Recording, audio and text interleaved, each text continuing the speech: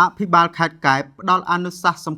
ខាន់ដល់សមាគមសហគ្រិនវ័យក្មេងកម្ពុជាខេត្តកំពតខេត្តកែបនិងសិក្ខាកាមនៅក្នុងសិក្ខាសាលាស្ដីពីកាលានុភាពនិងទិសដៅវិនិយោគសម្រាប់អនាគត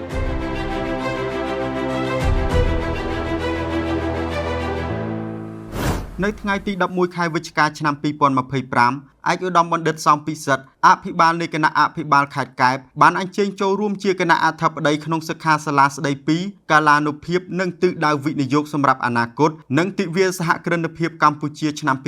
2025នៅសាលាខេត្តកំពតដែលរៀបចំឡើងក្រោមកិច្ចសហការរបស់ផ្នែកសហគ្រិនវ័យក្មេងនៃយុវជនគណៈបកថ្នាក់កណ្ដាលនិងសាខាសមាគមសហគ្រិនវ័យក្មេងខេត្តកំពតខេត្តកែបថ្លែងក្នុងឱកាសនៃទិវាសហគ្រិនភាពកម្ពុជាឆ្នាំ2025ឯកឧត្តមបណ្ឌិតអភិបាលខេត្តកែបបានបញ្ជាក់ថាការរៀបចំសិក្ខាសាលាដ៏មានសារៈសំខាន់នេះបានបង្ហាញពីភាពរឹងមាំនិងដំណើរឆ្ពោះទៅមុខដោយភាពស្វាហាប់និងថាមពលរបស់សហគ្រិនវ័យក្មេងកម្ពុជាដែលជាឆ្អឹងខ្នងនិងសសរទ្រូងនៃការអភិវឌ្ឍសេដ្ឋកិច្ចសង្គមទាំងក្នុងបច្ចុប្បន្ននិងអនាគតដែលនឹងរួមចំណែកក្នុងការសម្រេចចក្ខុវិស័យរបស់រាជរដ្ឋាភិបាលក្នុងការកែប្រែកម្ពុជានៅឆ្នាំ2030នឹងទៅជាប្រទេសមានចំណូលខ្ពស់នៅឆ្នាំ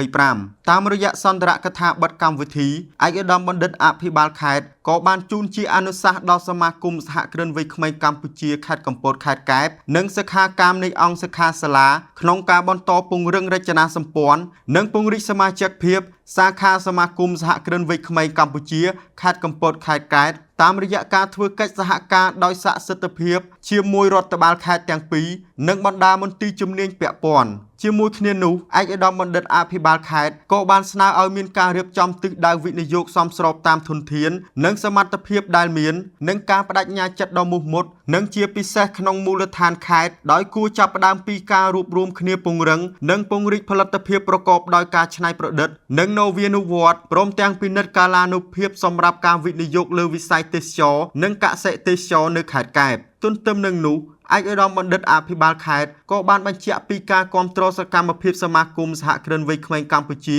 និងវិស័យឯកជនដែលជាដៃគូមិនអាចខ្វះបានក្នុងការចូលរួមអភិវឌ្ឍនិងជំរុញកំណើនសេដ្ឋកិច្ចជាតិមិនតែប៉ុណ្ណោះរដ្ឋបាលក្រុងស្រុកនៃរដ្ឋបាលខេត្តកែបនិងមន្ទីរអង្គភាពជុំវិញរដ្ឋបាលខេត្តកែបនឹងបន្តផ្តល់កិច្ចសហការជាមួយសាខាសមាគមសហគ្រិនវ័យក្មេងខេត្តកំពតខេត្តកែបក្នុងនាមជាដៃគូនិងផ្តល់សេវាដោយសកម្មស្មោះត្រង់និងដំណាភាពផងដែរខ្ញុំបាទស៊ីណាតពីរំលេច News TV